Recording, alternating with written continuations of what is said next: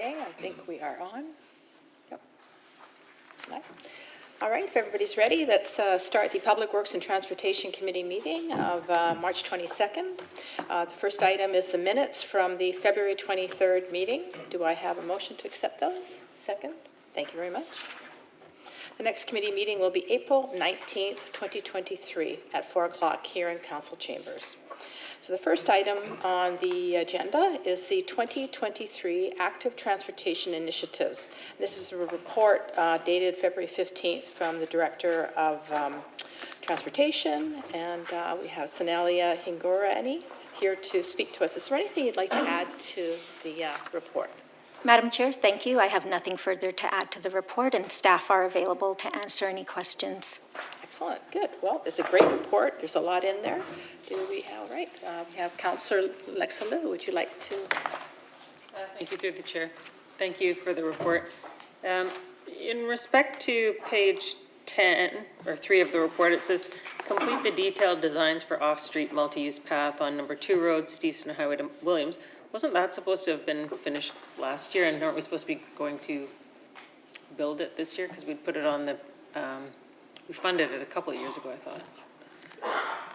Through the chair to Councillor Liu, yes, absolutely. That is an approved project. The detailed design is still underway, and it's the new section from Steveston Highway to Williams Road, and we're working out some of the design details through that process. Okay, how much longer is that going to be? Through the chair, I can request our engineering colleagues to provide some details on that. Okay, that'd be great, thanks. Because right now we still have the bike lane to nowhere that dead ends at Steveston Highway, so that'd be a good one to move on. Thanks. Did you want any further information from staff? No, they're going to send us a memo. Okay, that's good enough. All right. All right, next on the list, we have Councillor Michael Wolf. Thank you. Through the chair, just 2 question areas. They kind of are not specifically about what's in the report, but they're related to the Richmond Active Transportation Committee, which I know we don't kind of see I don't think we have access to kind of the items of what's discussed when they meet, or is there an accessible copy to kind of see what that committee has like as a work plan? I know we do for our advisory committees. They submit their annual report and their work plan. This is not an advisory committee, I get it, but just to kind of see the full list of projects, is that possible? Or? Through the chair to Councillor Wolf, absolutely, we'd be happy to forward any information requested along, should committee direct staff to do so. In an essence, the work plan is described in the staff report before you with respect to the 2023 initiatives that will include consultation with that committee. Okay. Yeah, I guess what I'm looking at are what are some of the other smaller items, or maybe, that maybe come through discussion at that committee. One such example I was going to bring up is the Great Blue Heron Way project, which is, for those who don't know, it's a pathway throughout municipalities to connect for active transportation, for walking, cycling, and it goes through and makes connections to significant sites along the way, a special focus towards First Nations, Indigenous connections along the way. The route in Richmond, if you start from the north, would come over Candleline Bridge, head over west, hop onto Sea Island, come down the 2 road bridge, head all along the west dike, and then go along the south dike all the way to the tunnel. That's the proposed part of the Great Blue Heron Way that is specific for Richmond. And when I reached out to this group, they said that they have had meetings with the Richmond Active Transportation Committee. So do you have any update on that, or where could we see where Richmond's work is in regards to maybe signage or trying to support the group who's trying to put this up? Through the chair to Councillor Wolf, I don't have a specific update related to that project. What I can share with committee is that through the cycling network plan upgrades, where there are potential to expand the cycling routes that do overlap with that route, we will look for opportunities through redevelopment, as there are some locations along that corridor that aren't currently under jurisdiction of the city, and we rely on the redevelopment process to secure those links. Okay, thank you. Through the chair, my one final question is totally related to what was just stated there. Along specifically the South Dike path for active transportation, it has great views right along the dike, except for at the kind of south end of Garden City Road, where that Crown Packaging Industry site is, and the path has to go around.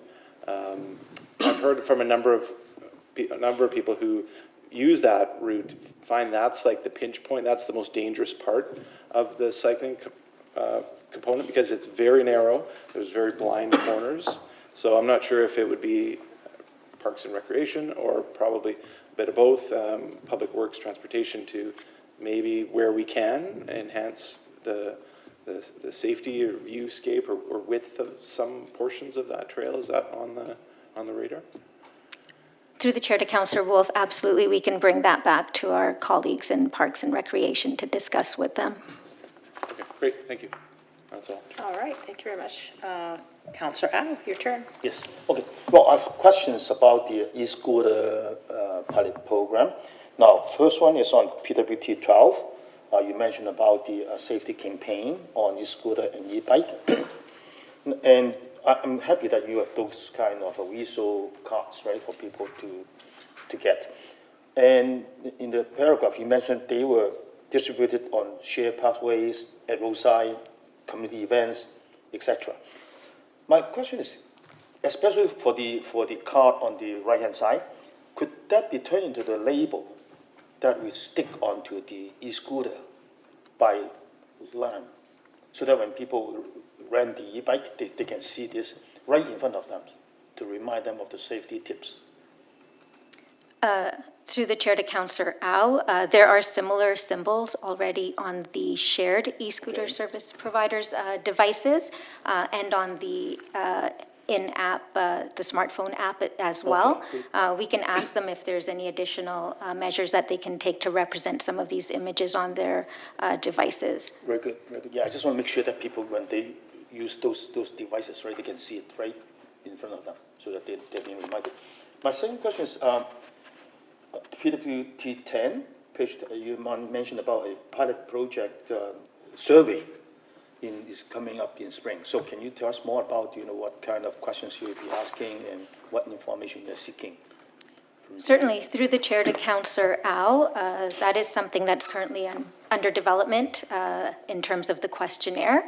What we'll be seeking to find out is the feedback. We're about a year and a half into the pilot program, not just from users of e-scooters, but also others that share the roadway and the pathway with them, and also to get a sense of how these devices are being used, where they're being used, what the typical journeys and trips are for, the origin destinations, and essentially just to get a sense of performance and satisfaction of these devices since they've been introduced into our transportation network. Okay, good. My last question is, again, same page.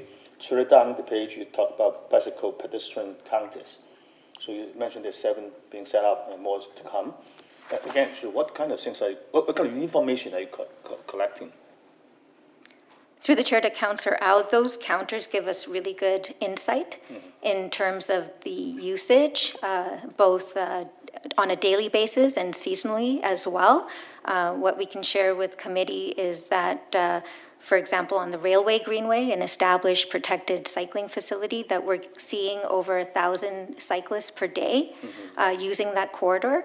And even in the winter season, we can see that there's over 400 cyclists that use that facility. So it provides a good insight in terms of how these multi-use paths are being used by our community. Okay, good, thank you. Yep, those are my questions. Perfect, thank you very much. And Councillor McNulty, you're up next. Yeah, thank you. A great report. Thanks very much for the report. Just, if I may just follow up on that, I think it would be useful to council on the counters to have those stats for two reasons. One, to justify what we've already done and to show that, yes, there was a need for it. And I think it gives the public a general view of how they do it. So it'd be nice to have a chart. I didn't know there were 1,000 a day on the railway one. I figured it was well used, but that's a very impressive figure. So I think those could be done. And any projection of where else, there is skepticism out there, but more importantly, I think it may promote more cycling. That the people are using this. Look at this, 1,000 people are using it, going from A to B. I didn't know I might use that route. So just take that under advisement. I don't need an answer, but I would like to see each of those, since we have them, some data with them on it. I think it'd be good. I guess I had a quick question, and we've got a number of school trustees and former school trustees on, matter of fact, maybe about 4 actually. And on page 11, and I'm a big fan of education. And it says that the district will facilitate the expansion of cycling education, et cetera, grade 6 and 7 students. And I thought we voted to make sure we gave some funding for that. And I'm wondering, are they handling it like the DARE program, where every grade 6 and 7 gets to go to a class, whether they cycle or not? Because sometimes the information there is good to be for a pedestrian. And you can't tell me that every kid in Richmond doesn't have a bike, of some sort. Whether they ride it to school or not, it's another thing. But they do ride bikes. And I'm wondering, we're talking over a 2-year program, 19 schools per year. I think we've got more than that. Correct me if I'm wrong. It's just, again, promotion. What do we do to have kids in grade 6 and 7 get it like the DARE program? Every year, I know we pay for it. That's what I'm asking. But it sounds to me like only half the schools get it 1 year and half the next year. Am I wrong? Why don't we ask staff that question? Could we? Yep. Through the chair to Councillor McNulty, yes, there's 38 elementary schools in the city. 19 of those get the program 1 year, and the other 19 will receive the skills training the following year, so that in the 2-year period, all students will have that education program. Is it ongoing, though, that the kids are going to get it for the next number of years? It's like the DARE program, every kid's going to get it? Through the chair to Councillor McNulty, yes, every grade 6 or grade 7 student receives that And that's in program. our budget? That's right, the city does fund that program.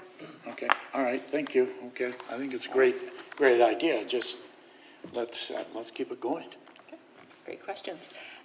Any other questions? Otherwise, I've got a couple. Okay, the pedestrian and bike counters that we've got, they're listed on PWT 10. Can we put those on non-cycling routes to see, that non-multi-use pathways, so that we can see if there is cycling, for example, on Steeson Highway between 2 Road and Shell Road?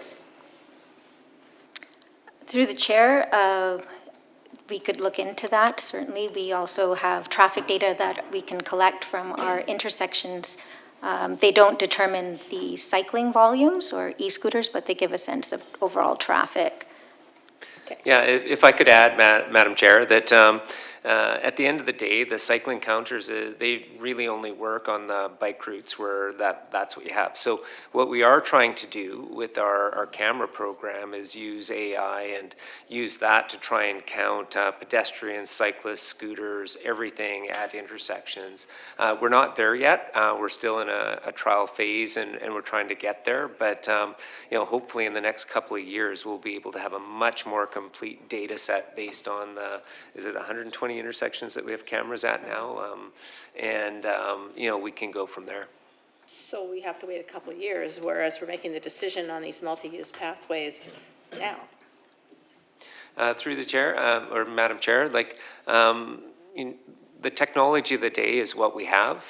No one else actually even counts cyclists or pedestrians in the way that we're trying to entertain. And it's exactly that problem that we're trying to solve, based on questions that we've heard through council. Like, I mean, clearly we'd like to know what the total number of cyclists are and the total number of pedestrians and things like that, and cars.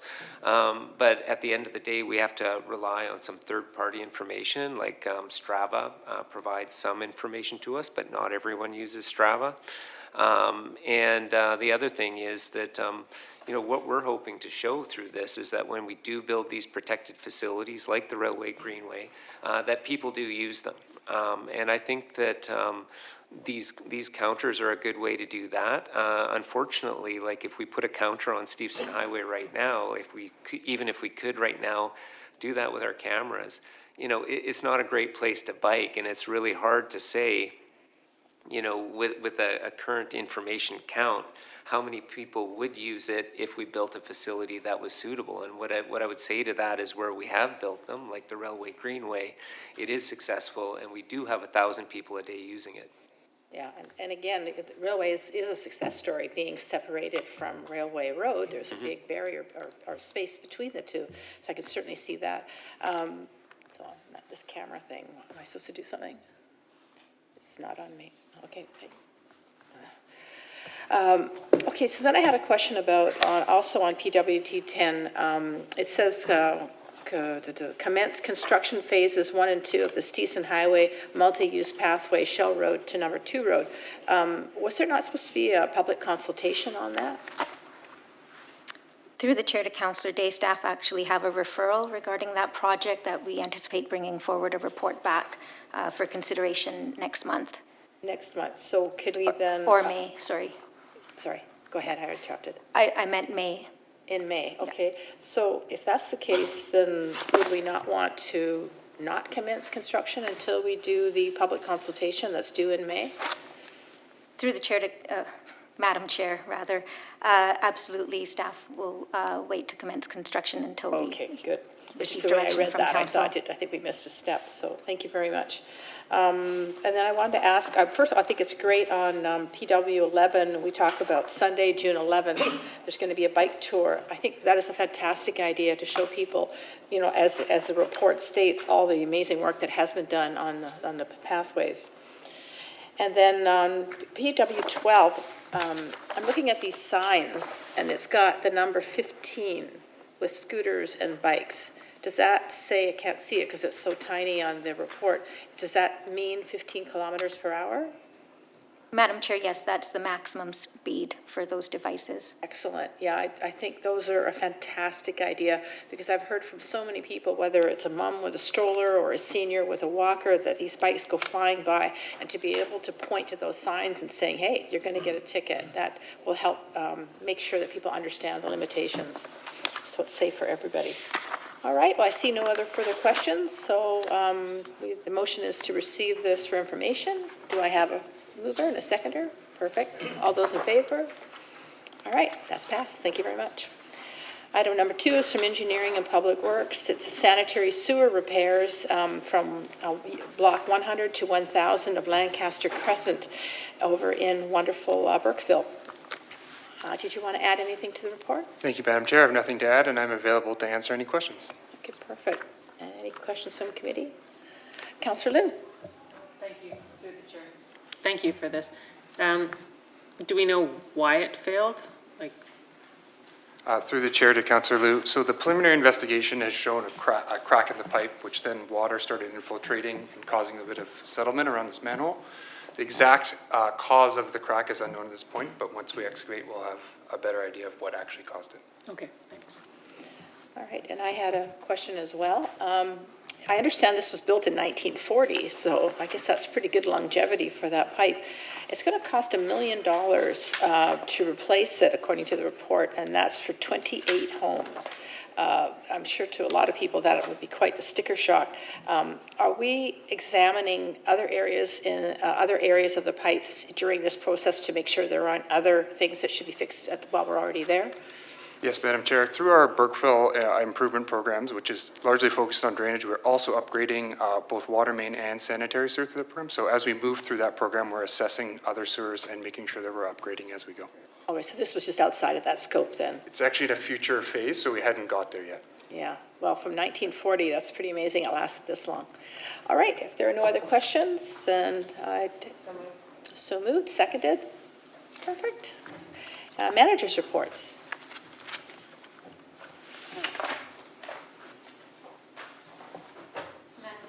Madam Chair, I do have one update from transportation. 2 new traffic cameras have been added at 2 signalized intersections. The first one is at Number 1 Road and Osmond Road, and the second one is at Great Canadian Way, where it intersects with the Bridgeport Bus Mall. Both of these traffic camera locations do have recording and traffic management capabilities. Wow, those are 2 key corners. I'm glad those are going up. That's a great idea. Thank you. Thanks. Any other managers' reports?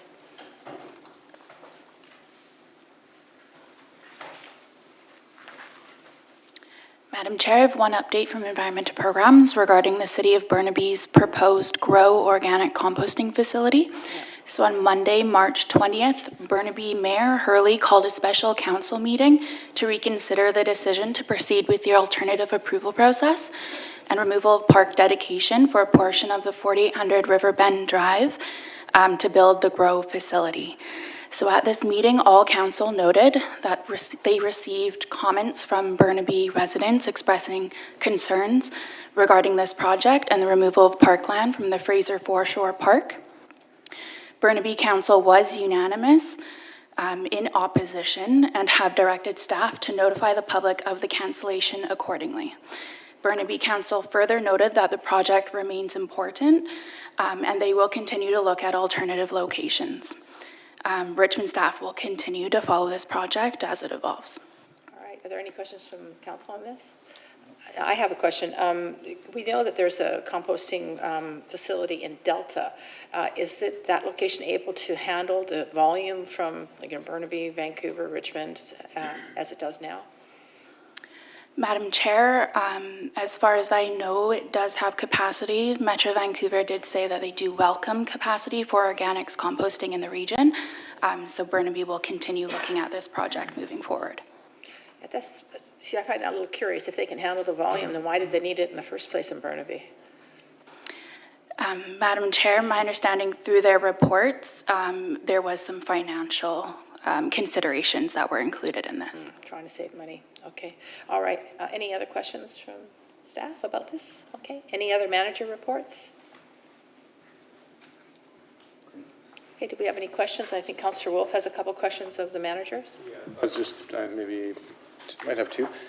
First one, might just come to my attention at the Richmond Nature Park that there's some infrastructure project previously approved by council for the building envelope and such in the caretaker's facility. And they're needing to build a whole new septic field for the caretaker building, which is attached east side of the Richmond Nature House.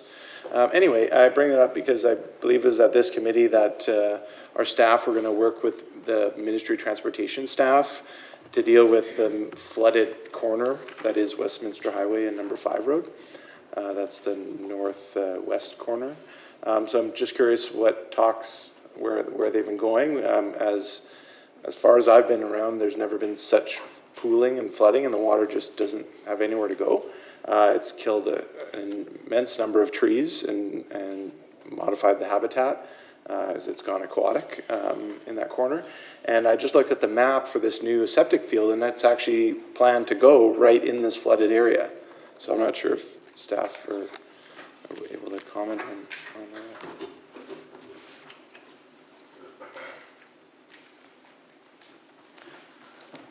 Through the chair to Councillor Wolf, I can't speak to the septic design, but as far as the drainage, we are in discussion with the ministry's Houston Interchange project and tunnel replacement in attempts to have them engage with us on drainage improvements along the entire Highway 99 corridor. To date, we're at the very early stages, but we are hopeful that they'll address some of the concerns that you've noted for drainage there. Madam Chair, just to add to regarding the septic design, we are currently designing the septic tank. We have been coordinating with engineering.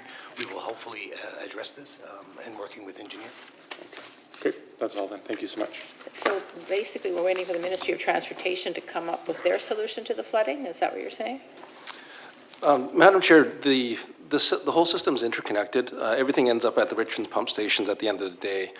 So since it's so close to the highway, we do need to look at it in tandem with the Highway 99 corridor to see where the water can go. The sanitary would be a separate issue where we would be looking to work to ensure that whatever the sanitary system or sanitary field is doing doesn't impact the drainage. Okay, so I assume as information becomes available from the ministry and from staff that you'll send us a memo on that? Yes. All right, thank you very much. Are there any other questions of staff? No? Okay, moved and seconded. Thank you very much.